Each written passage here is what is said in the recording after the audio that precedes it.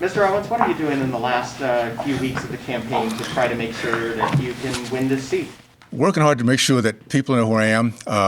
They understand my record, or I shouldn't say record, but my focus and my values. We're doing that a lot through the social media. We have, again, my website, burgessforutah.com/facts. Things like, for instance, the nuclear issue, the downwinders, is something that's not an issue that, again, it's unfortunate that was brought up to use the fear factor again. So things like that, we're making sure that people see the difference. My goal is to look forward to make sure that we have a positive view of what can happen in other countries. We come together and get past the divide, and we have to do that by understanding there's a difference in the two approaches, two candidates at this point.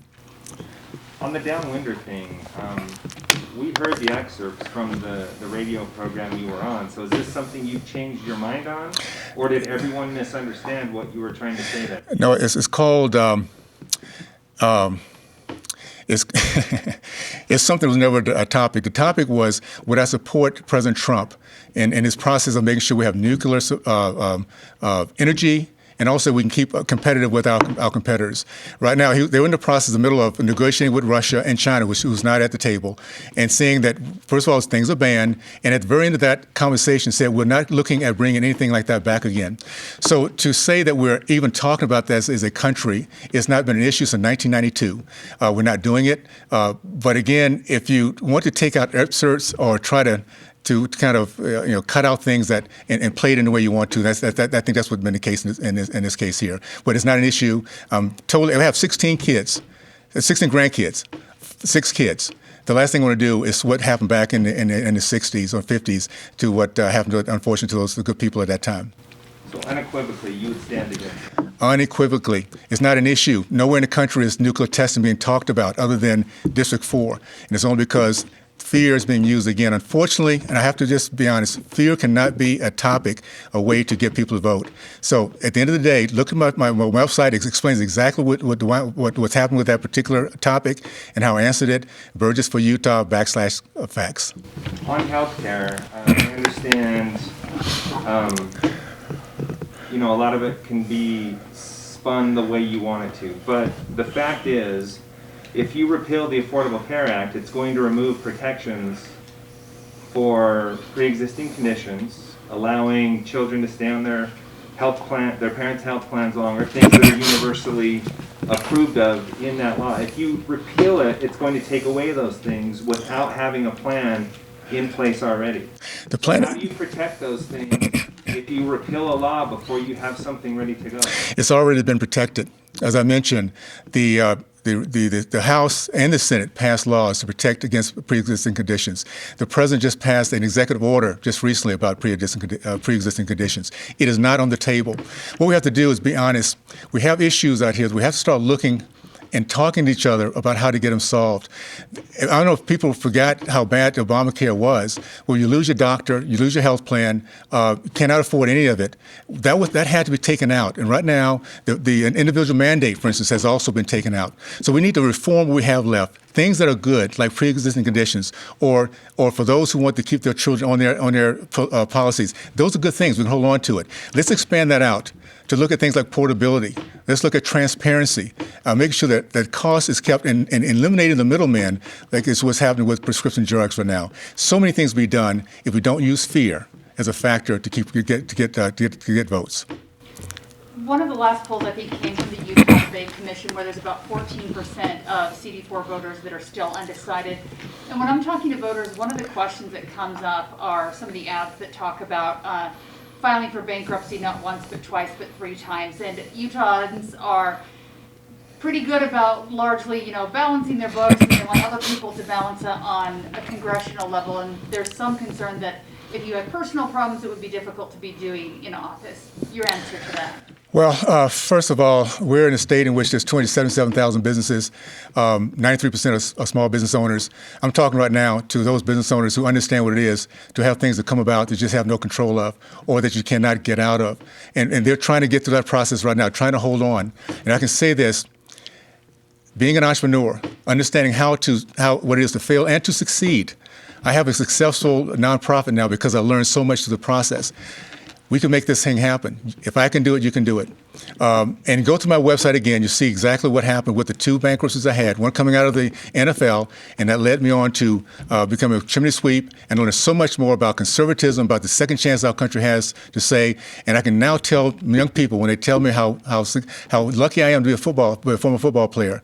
I can say yes, but I was also a chimney sweep. And I'm talking to you right now as someone. If I can do it, you can do it. That's the message that comes out of failure.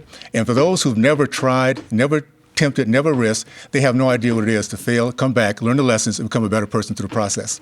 We have a question now from Zoom. Go ahead, Lisa. Thank you. Burgess, it's Lisa Roche from Deseret News, KSL. Several times tonight, you spoke about the need to prevent blue states, blue cities from receiving additional COVID relief funds. Can you explain what exactly you meant by that, and why you keep residents of certain cities from getting help from the government that they pay taxes into, just like everyone else? What it is that we have in this state balanced budget amendments. We were able to keep our budget correct, pay the price, be consistent, and be visionary. You have places like Illinois who are totally they're insolvent pretty much, and there's something they should deal with. We should not be paying here from Utah into a state or a city that's purposely for decades been doing the wrong things. And it has nothing to do with COVID, by the way. We're talking about things outside of COVID. We're talking about just the fact that they have terrible, terrible practices when it comes down to taking care of their people. You see where the poorest of the poor, where right now we have the destruction of all these things going on in these cities. Understand there's a reason that's happening, and we have to be very diligent and sure about how we move forward, particularly with the national debt at $27 trillion. Allow those states to take care of the needs they have. Maybe they need to elect other people to come in with different ideas. But Utah should not be bailing out New York, New Jersey, California for the policies they continue to have in place, and they should not expect for government to take care of that for them. By the way, this has nothing to do with COVID. Everybody should get. But that was the question that you were asked. It was about COVID funding, and your response was no to blue states, no to blue cities. No, what's happening? No, okay. What Nancy Pelosi is doing with this last process she's putting together is adding COVID issues, things that we should be concerned about, small businesses, make sure we get the PPP loans. She's adding to that, bailing out cities like New York and Pennsylvania, and Chicago. So that's what we have to be concerned about. Look at the entire bill, look at it in entirety, and you wonder why there's such a difference in trillions. It's because of extra stuff the Democratic Party is doing to try to save their cities and their states from bad policies for a long, long time. But again, you're talking about money that would be in the Democrats were trying to get into the COVID bill. If you just take the time, just go to see what Nancy Pelosi is trying to put into this, and if they're trying to take care of, they're having issues with their labor unions and all the things that they need to be paying off, and they've made promises to their citizens with, and we cannot be held to that to make sure that's taken care of for them. But to be clear, you don't have a problem with them getting COVID relief money. Every American should get COVID money. That has nothing. Yeah, this is something totally different. And again, you see why there's such a difference in the trillions is because it's gone past COVID. It's now going toward bailing out cities that don't need to be bailed out by us. Other questions?